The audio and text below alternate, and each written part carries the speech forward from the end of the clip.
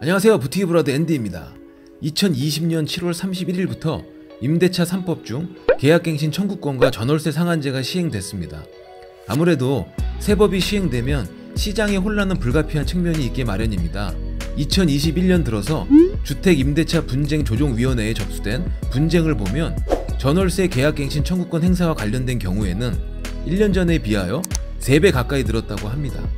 이에 정부는 주택임대차 관련 분쟁을 보다 자율적으로 해결하기 위해서 분쟁조정위원회를 통하여 조정된 실제 주요 사례를 모아 주택임대차 분쟁조정 사례집을 발간했습니다.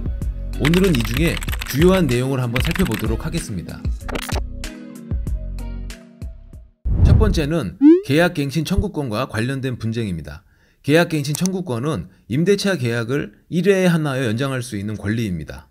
임차인은 임대차 기간 만료 6개월 전부터 2개월 전까지의 기간 동안 계약갱신을 요구할 수 있고요.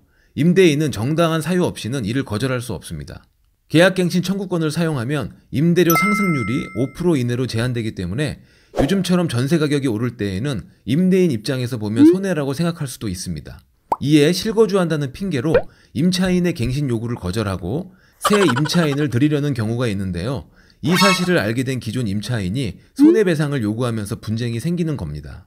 대부분 조정 내용에 따르면 임대인은 실거주에 대한 소명을 충실히 이행하고 이 내용이 허위로 밝혀질 경우에는 손해배상을 해야 합니다. 대다수의 임대인이 임차인의 이사 비용을 물어주는 선에서 합의가 이루어졌고요. 여기에 에어컨 이전 설치 비용, 부동산 중개 수수료를 부담하는 경우도 있었습니다. 만약에 임대인이 이 비용을 지급하지 않는다면 강제 집행을 당하게 됩니다.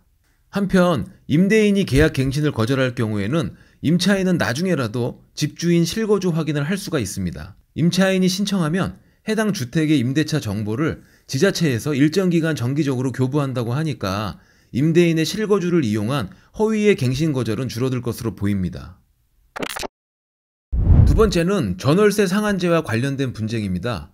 계약갱신 청구권을 사용한 임대차는 차임과 보증금을 각각 5%의 범위 내에서 증액할 수 있습니다. 계약기간 내 혹은 계약갱신 시에 보증금을 월세로 전환하는 경우에는 임차인의 동의가 반드시 필요하고요.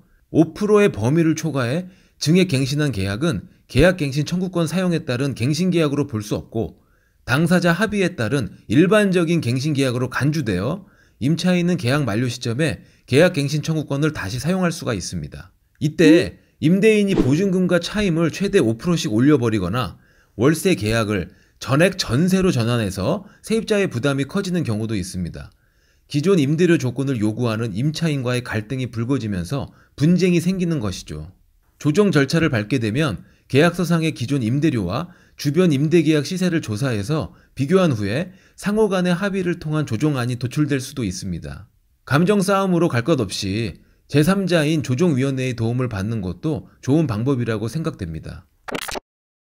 세 번째는 임대차 계약 기간과 관련된 분쟁입니다. 2년 미만의 임대차 계약 기간을 어떻게 볼 것인지, 중도 해지 가능 여부 등이 논점이 되는데요. 여기에서는 묵시적 갱신인지 아니면 합의 갱신인지가 중요합니다. 우선 2년 미만 혹은 기간을 정하지 않은 임대차의 계약 기간은 2년으로 보게 되어 있습니다. 중도 해지는 갱신 방법에 따라 달라지는데 계약 종료 2개월 전에 당사자 간 전화통화나 문자를 통해 합의한 후에 계약이 갱신됐다면 합의한 계약 기간을 준수하는 게 원칙이고요. 따라서 중도 해지 시에도 상호 간의 합의가 필요하게 되는 겁니다. 반대로 묵시적으로 갱신이 되었다면 언제든지 계약 해지가 가능하고 해지 통보 후에 3개월이 지나면 효력이 발생합니다. 지금까지 주요 임대차 분쟁 조정 사례를 살펴봤습니다. 해당 내용은 국토교통부 누리집을 통해서 쉽게 다운로드 받을 수 있고요. 가능한 직접 확인하시는 것을 추천드리고 싶어요. 조정이 신청되면 60일 이내 처리되며 조정 수수료는 그 목적에 따라서 1만원에서 10만원까지 납부하면 된다니까 아무래도 소송보다는 조정으로 해결하시는 것이 시간이나 비용 절감 측면에서 유리할 것으로 보입니다. 상호 간 원만한 임대차 관계가 늘어나길 바라면서 다음 시간에는 더욱 유익한 내용으로 찾아뵙도록 하겠습니다.